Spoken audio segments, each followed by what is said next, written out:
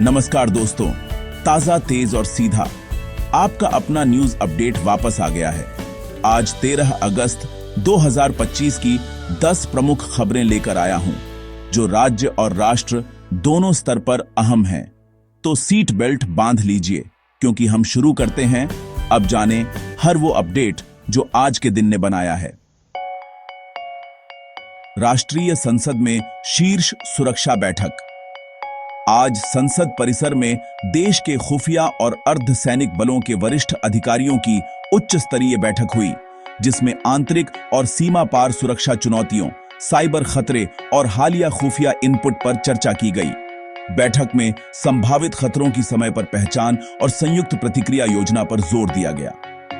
संसद के सुरक्षा ढांचे को मजबूत करने और कानून व्यवस्था समन्वय बढ़ाने के मार्ग भी तय किए गए।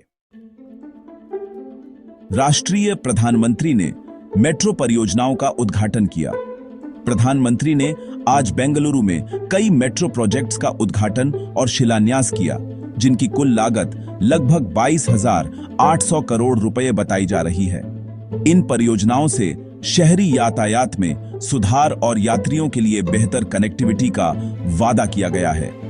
उद्घाटन समारोह में अधिकारियों ने परियोजना के चरणबद्ध क्रियान्वयन और समयबद्धता पर ध्यान देने की बात कही। यह कदम शहरों के पब्लिक ट्रांसपोर्ट को सुदृढ़ करने की दिशा में अहम माना जा रहा है। उत्तर प्रदेश, फतेहपुर मकबरे पर विधानसभा में हंगामा। यूपी विधानसभा में आज फतेहपुर स्थित किसी मकबरे को लेकर तीखी बहस और हंगामा हुआ।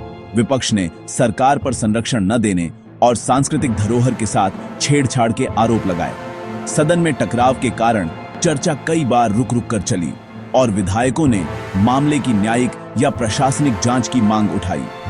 मामले ने राजनीतिक तूल पकड़ा है और स्थानीय स्तर पर भी प्रतिक्रियाएं देखने को मिली हैं। मध्य प्रदेश के भोपाल में मूर्ति विसर्जन पर रोक लगा दी गई है। नेशनल ग्रीन ट्रिब्यूनल यानी एनजीटी ने भोपाल के बड़े और छोटे तालाबों में पारंपरिक मूर्ति विसर्जन पर अस्थायी रूप से रोक लगा दी है। अब विसर्जन केवल नियत घाटों या फिर नए बनाए जाने वाले वाटर फ्रेंडली घाटों पर ही किया जा सकेगा। दरअसल यह कदम पर्यावरण संरक्षण और जलीय जैव विविधता की रक्षा के लिए उठाया गया है।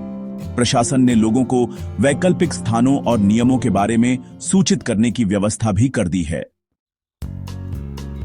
राष्ट्रीय स्तर पर सुप्रीम कोर्ट ने दिल्ली एनसीआर में पुराने वाहनों पर बड़ा फैसला सुनाया है।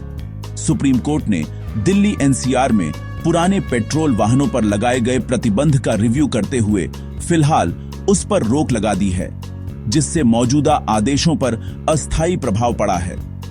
कोर्ट ने वायु गुणवत्ता, वैकल्पिक नीति उपाय और संवैधानिक पहलुओं पर विस्तृत सुनवाई के लिए अगली तारीख निर्धारित की है। इस फैसले का ट्रैफिक, परिवहन नीतियों और आम लोगों के दैनिक जीवन पर व्यापक प्रभाव देखा जा रहा है। बिहार में विश्व हाथी दिवस के मौके पर हाथियों के संरक्षण और संवर्धन को लेकर खास कार्यक्रम आयोजित किए गए हैं। साथ ही बाढ़ जैसी प्राकृतिक चुनौतियों को ध्यान में रखते हुए संरक्षण उपायों पर भी चर्चा की गई। राज्य में हाथियों के प्राकृतिक आवास और मानव हाथी संघर्ष को कम करने के लिए योजनाओं पर जोर दिया जा रहा है। विशेषज्ञों ने स्थानीय समुदायों के साथ तालमेल और जागरूकता बढ़ाने की आवश्यकता पर भी बल दिया है। राजस्थान, भारी बारिश का अलर्ट है। राजस्थान के कई जिलों के लिए मौसम विभाग ने आज भारी बारिश का अलर्ट जारी किया है। विशेषकर जयपुर और कोटा में रेड अलर्ट घोषित है और कुछ हिस्सों में जलभराव की सूचना भी मिली है। अधिकारी आपदा प्रबंधन तैयारियों को सक्रिय कर रहे हैं और नागरिकों से सुरक्षित स्थानों पर रहने तथा यात्रा से बचने की अपील की गई है। बिजली, रोड और पानी निकासी संबंधी रेस्क्यू प्लान फॉलो किए जा रहे हैं। राष्ट्रीय, भारत ने पाकिस्तान की परमाणु धमकी की निंदा की। केंद्र सरकार ने अंतर्राष्ट्रीय मंच और अपने सरकारी बयानों में पाकिस्तानी सैन्य नेतृत्व द्वारा दिए गए परमाणु संबंधी कथित बयान की निंदा की है। उसे नापाक और असंवेदनशील करार दिया गया। भारत ने संयम और अंतर्राष्ट्रीय नियमों के अनुरूप सुरक्षा नीतियों को दोहराया। साथ ही द्विपक्षीय तनावों को कूटनीतिक चैनलों से सुलझाने पर जोर दिया गया।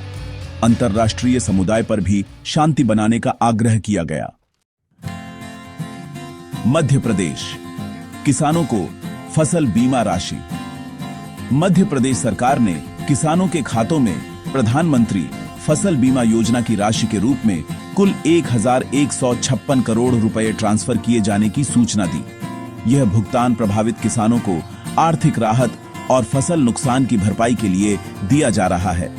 स्थानीय अधिकारियों ने दावा किया कि वितरण पारदर्शी तरीके से किया गया और लाभार्थियों को सीधे बैंक खातों में भुगतान मिला। इससे किसान समुदाय में कुछ राहत और समर्थन की भावना दिख रही है। उत्तर प्रदेश, पुलिस में एसआई भर्ती। उत्तर प्रदेश पुलिस ने 4543 सब इंस्पेक्टर पदों के लिए आधिकारिक भर्ती नोटिफिकेशन जारी किया। वेतनमान 27,900 से 1,04,400 रुपए तक निर्धारित है।